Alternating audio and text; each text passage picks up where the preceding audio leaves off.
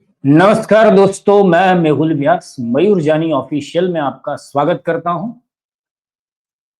तो आज का थम आपने पढ़ा है कि भाई जो मोदी की रक्षा करेगा वही उनकी ही मोदी रक्षा करेंगे। और ये मैं नहीं कह रहा हूं, कल कर्नाटक में परसों कर्नाटक में एक कार्यक्रम हुआ उलूपी में। तो वहां पे एक विद्वान पंडित ने ये बात कही है। जैसे जैसे कहा जाता है कि धर्मो रक्षति रक्षितः, यानी कि जो धर्म की रक्षा करता है धर्म उसकी रक्षा करता है।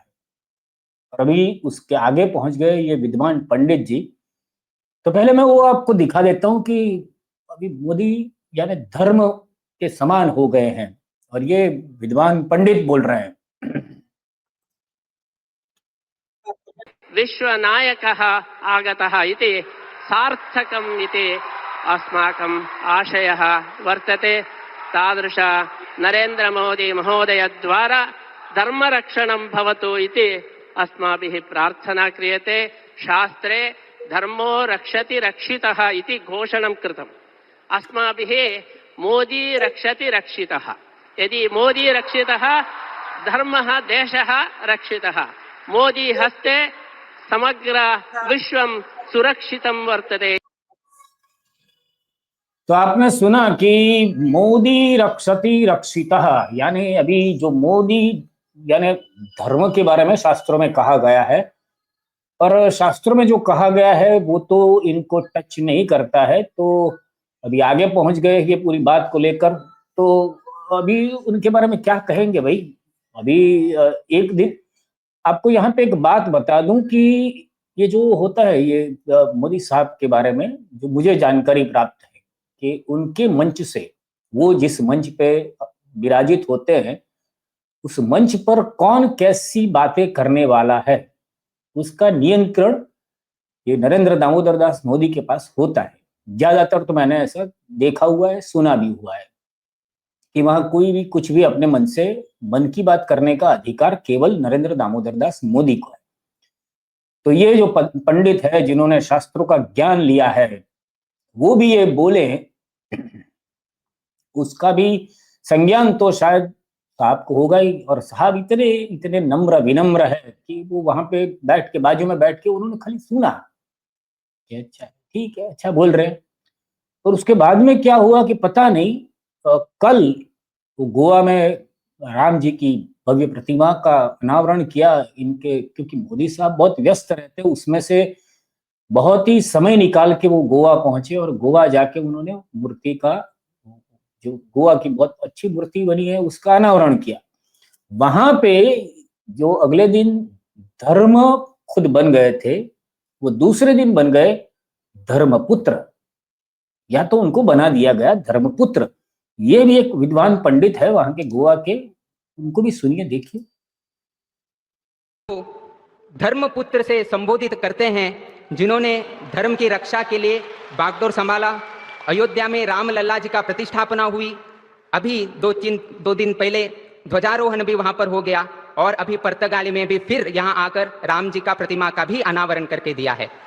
ऐसे धर्मपुत्र को हम सभी यहाँ पर उपस्थित सभी लोगों को हम आह्वान करते हैं कि आप जोर से तालियां बजाकर उनका फिर से अभिवादन कीजिएगा।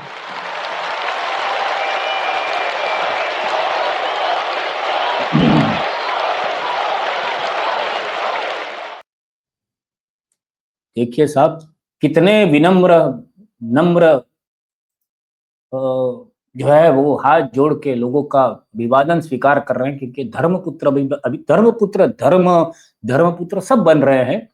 और मैं पिछले कई दिनों से देख रहा हूं कि अभी जो मोदी साहब है जो पहले जो ज्यादातर गुजराती वाली हिंदी में भाषण देते थे, और अभी फिर वो संस्कृत के श्लोक, अभी वो जैसे वो राम राम मंदिर में ध्वजारोहण किया तब से वो कोई संस्कृत के श्लोक ज्यादा बोल रहे हैं। पता नहीं कोई विद्वान पंडित उनकी स्क्रिप्ट लिखने में बैठ गया हो, पर कुछ भी हो सकता है क्योंकि मोदी है तो मुमकिन है। हो सकता है कल उठ के वो ओम गणानान्त्वा गणपतिं हवामहे प्रियाणान्त्वा प्रियपतिं हवामहे रिधीनान्त्वा रिधिपतिं हवामहे वसो मम, ऐसा करके वेदोक्त मंत्रों का भी उच्चारण शुरू कर दे। कुछ भी हो सकता है क्योंकि अभी तो धर्म बन गए। तो धर्म बने हैं, तो मुझे तो ऐसा ख्याल आया कि अगर ये धर्म बन गए तो फिर इनकी बड़ी बड़ी प्रतिमाएं भी बनानी चाहिए, क्योंकि ये देव तो है ही पहले से, तो इनकी भी वो जैसे बाहुबली फिल्म आई थी उसमें जैसे नहीं वो भल्लाल देव की बड़ी सी एक सोने की प्रतिमा बनाई गई थी, वैसी भक्तों को जितनी उनकी कैपेसिटी हो उस हिसाब से अपने घर में सोने की प्रतिमाएं बनानी चाहिए। उसका वो अभिषेक वगैरह करना चाहिए, पंचोपचार षोडशोपचार, वो षोडशोपचार तो पूजा नहीं करनी चाहिए, राजोपचार पूजा करनी चाहिए मोदी साहब की, क्योंकि वो इस देश में धर्म का रक्षण कर रहे हैं।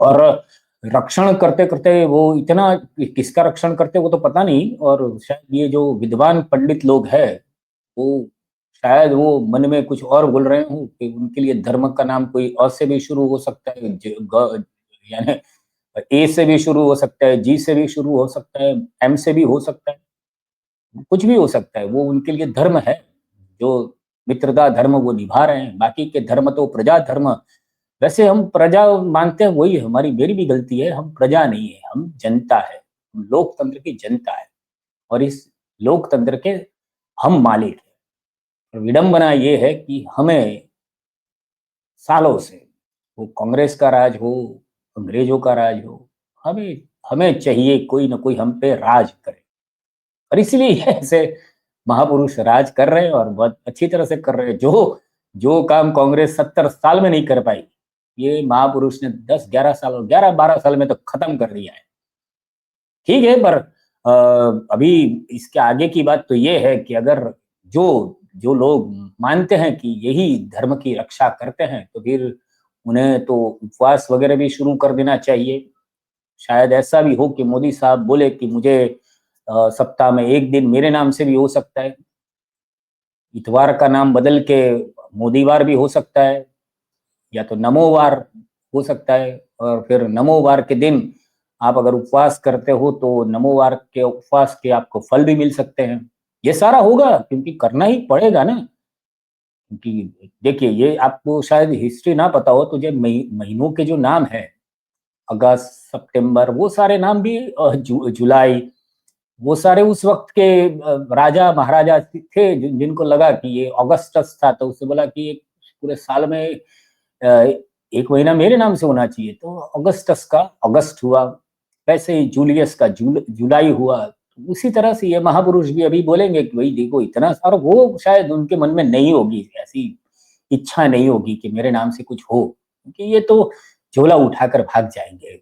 वो उनको क्या है ये सब, इनसे इनको कुछ लेना देना नहीं है। पर फिर उनके भक्तगण इतने हैं कि वो बोलेंगे कि नहीं साहब, आपके सप्ताह में एक दिन तो आपका होना चाहिए, तो वो शायद मैं ऐसा मानता हूँ, क्योंकि मोदी संडे उनको पसंद है, वो जिस दिन वो मन की बात करते हैं, वो आज भी उन्होंने घोषणा तो कर दी, आज भी करेंगे वो मन की बात, लोगों को सुनाएंगे, और लोग भी इकट्ठा होके बड़े एलईडी के सामने बैठ जाएंगे। तो भाई साहब, उन लोगों के लिए खास सूचना है, मेरी विनती भी है, मैं अभी 2 हाथ जोड़ के विनती करता हूँ कि आप कृपया करके अभी मोदी साहब को पत्र लिखिए, क्योंकि हमारे देश में ये सारे महत्व के विषय है। हमारे देश में बाकी के सब फालतू विषय है। वो जो सीजीआई जो है सूर्यकांत, वो किस तरह का उनका जो उनके ऊपर आरोप लगे हुए हैं रिश्वत के, और वो सब, वो बाइज्जत बरी हो गए तभी तो यहाँ तक पहुंचे हैं।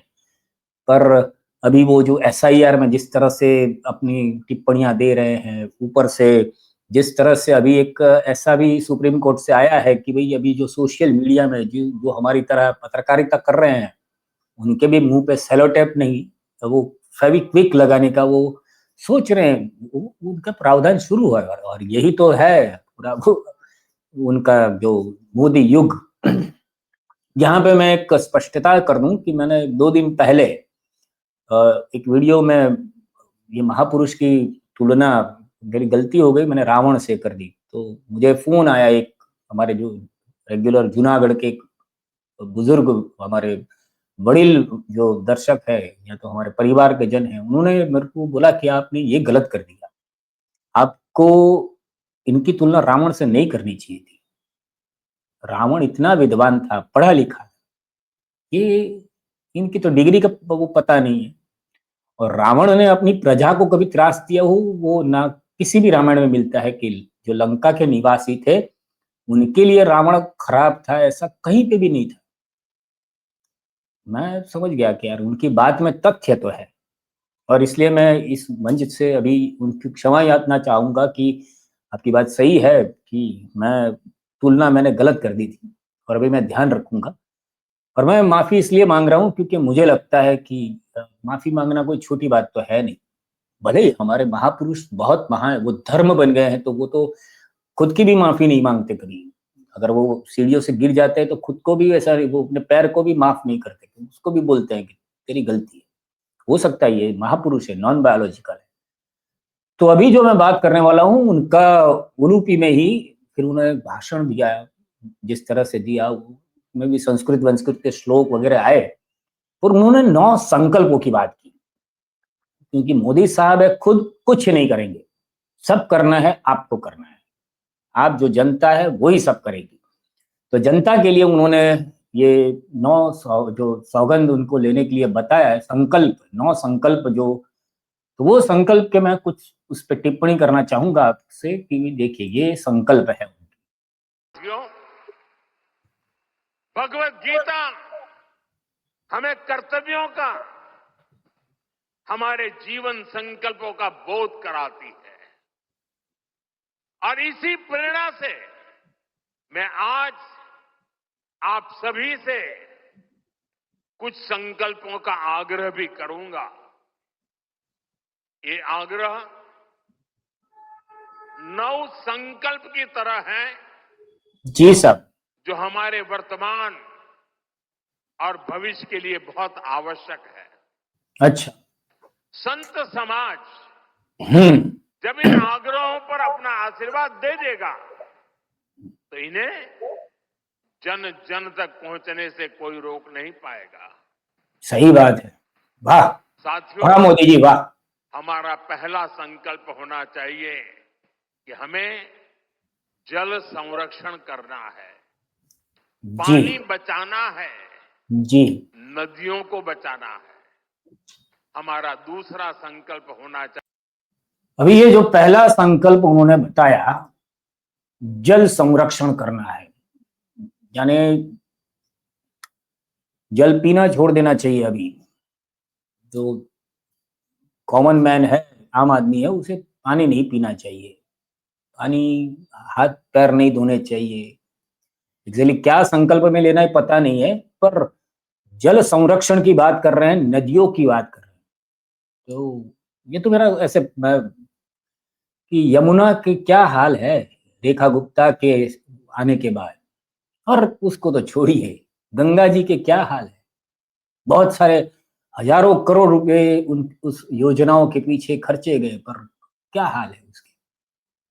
अब आपके आसपास की कोई भी नदी को उठा लो कि गवर्नमेंट ने उसके बारे में बात की है, पर उसके पीछे उसका अभी का स्टेटस क्या है। वो जो जहां पे रहता है अपने आसपास की नदियों को देख ले। पर एक वीडियो आया है इस उसको भी मैं आपको दिखाता हूँ। ये जो गंगा की बात निकली है, ये जो है हरिद्वार घाट, हरिद्वार का है, सॉरी गंगा घाट है हरिद्वार का। और ये भाई साहब है वो वहां पे कूड़ा फेंक रही है, देखिए, और आराम से लोग वीडियो बना रहे हैं, ये ऐसा फेंक रहे हैं। ये हरिद्वार में हो रहा है। तो चलिए, मैं तो मानता हूं कि करना ही चाहिए, हमारे जल है तो जीवन है। पर अगर जल को संभालना है तो पहली तो जिम्मेदारी बनती है एक बतौर नागरिक हमारी। पर अगर नागरिक नहीं कर पा रहा, नहीं कर रहा है, तो वहां पे व्यवस्था खड़ी करने का जिम्मा किसका है। तो अभी आपको मोदी साहब ने एक संकल्प दिलाया है कि आपको खुद जाके ऐसे वीडियो नहीं बनाना है, वहां जाके ऐसा कोई कूड़ा फेंकता है तो उससे लड़िए, उससे झगड़ा कीजिए। पुलिस और ये सारा तंत्र का वो नहीं पहुंच पाएंगे, वो सारे अभी भक्ति में लीन है। जितने भी तंत्र है वो सब भक्ति में लीन है। क्योंकि आपने मोदी साहब को तो देखा ना, वो क्या मुकुट पे वो मोर पीछे लगा के, मैं तो सोच रहा था कि कहीं शायद बांसुरी भी हाथ में ले लेंगे। तो वो साहब है अभी उनका दूसरा संकल्प देखिए।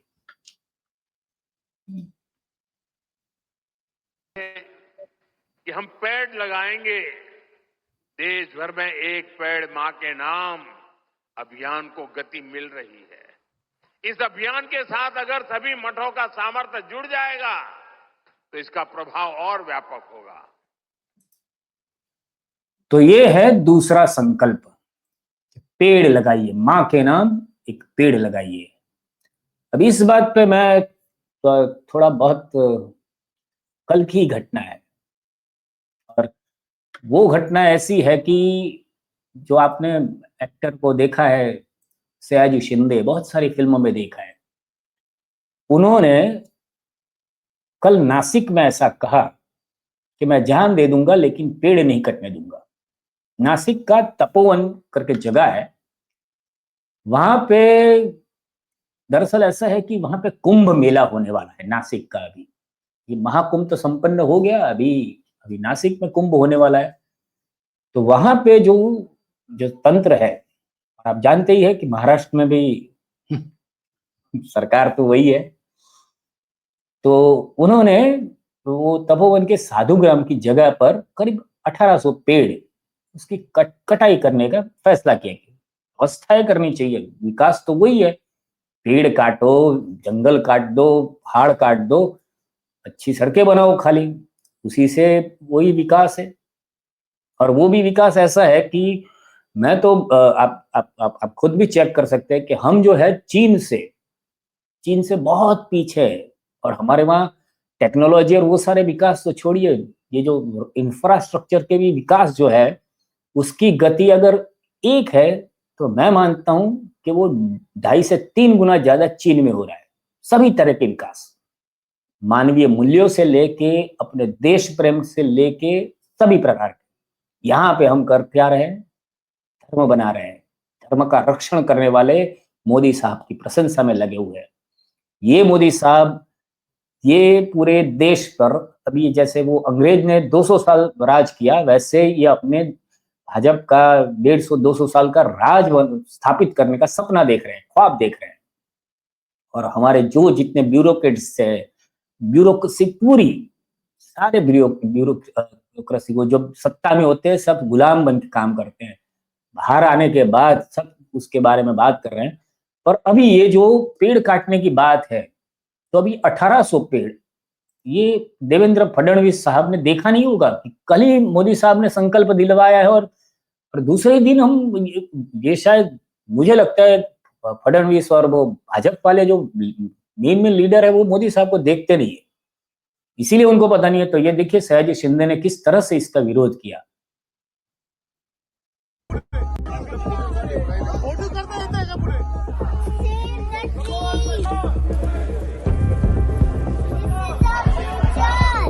मराठी, तेलुगू, मल्याळम, तामिळ मी 12 भाषेत काम केले, त्यामुळे कुठल्या भाषेत बोलणं नाही, माझे विचार सगळे मराठी व्यक्त केलेले आहेत, हे तुमच्या चॅनलवाल्यांना पोहोचवा अशी आमची इच्छा है।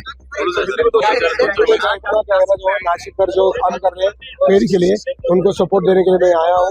मैं मानता हूँ ज्ञानेश्वर महाराज, मैं मानता हूँ तुकाराम महाराज, मैं मानता हूँ शिवाजी महाराज, इन लोगों ने जो बताया है पेड़ के बारे में वही फॉलो करता हूँ। और पेड़ हमारा माँ बाप है, हमारे माँ बाप के ऊपर अगर आप हल्ला करेंगे तो हम सहन नहीं करेंगे। हमको पेड़ बचाना है, हम पेड़ बचेंगे तो हम बचेंगे, इतना सिंपल हमारा कहना। सर आप इसको लेकर सीएम से मुलाकात करने वाले हैं? नहीं, अभी सीएम से और क्या मुलाकात करना है, इधर पेड़ नहीं काटने देंगे हम लोग, इतना ही काफी है ना, और क्या मुलाकात करेंगे। ये नासिककर जो कर रहे हैं ना, उनको कानून से जो काम कर रहे हैं उनको अपन सपोर्ट कर रहे हैं। अभी उसको टेक्निकल टीम में या फॉर्म भरना है, ये साइन करना है, वो करना है, इसी के लिए टाइम नहीं है, लेकिन जो अच्छा काम कर रहे हैं उनको हम लोग सपोर्ट कर रहे हैं, इतना पक्का है। सर गिरीश महाजन जी ने ये भी कहा है कि जो भी क्या करेंगे उससे दूसरी जगह पे लागवड़ करना है, नहीं, जो खाली जगह है ना उधर साधुग्राम बनाएंगे तो ज्यादा अच्छा है, लोगों के लिए अच्छा है, पेड़ के लिए अच्छा है। इतना तो गिरीश महाजन समझेंगे ना, इतना तो समझना चाहिए ना। झूठ मत बोलो, लोगों को फंसाओ मत, हिडन एजेंडा मत रखो और शांति से अपना राज्य। सर लोगों को क्या आह्वान करना चाहिए? लोगों को ये कहना चाहता हूँ कि इधर एक ही पेड़ नहीं कटने दो, और ऐसा कुछ होगा तो आप इधर आइए, हम लोग सब सपोर्ट करेंगे, अपन जान दे देंगे लेकिन पेड़ नहीं कटेंगे। तो ये उनका सयाजी शिंदे साहब ने और बहुत सारे वहां पे जो पर्यावरणविद है उन्होंने विरोध किया। अभी मैं मानता हूं कि बाकी के साथ सौगंध जो है वो जो उनके जो है संकल्प वो भी ऐसे ही है और वो भी सब आपको लेसन दिया है। ये खुद नहीं करेंगे, उन्हें जो करना है वो खुद नहीं करेंगे, वो आपसे करवाएंगे। जैसे अगर आप देखिए तो अदानी जो है उनके कुछ होते हैं तो वो अपनी फैक्ट्रियां डालने के लिए, अपनी कोयलों की खदान के लिए वो कुछ भी पर्यावरण को नुकसान पहुंचाएंगे तो ये भाई साहब उन्हें कुछ नहीं कहेंगे।